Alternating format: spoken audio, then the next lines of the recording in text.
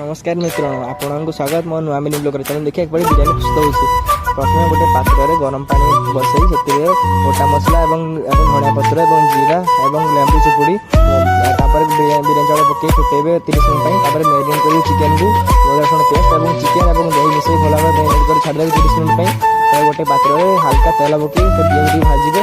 हल्का brown होगापर रसुण paste पकई आराम से गोलेबे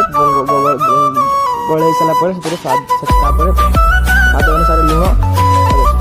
स्वाद अनुसार हलदी गुंड स्वाद अनुसार लंका गुंड पकईबे हल्का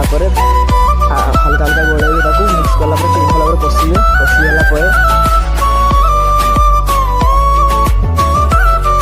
आराम से कषिबे भल भाव कषिगला हल्दी गुंड से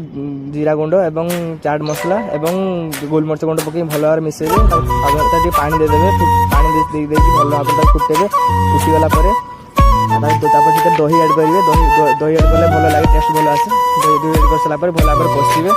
भल भाव कषिगला चिकेन टी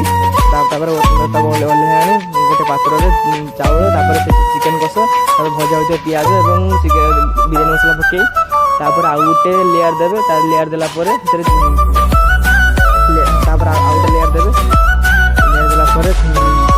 गरम स्टीम भाप देवाई छाड़देवे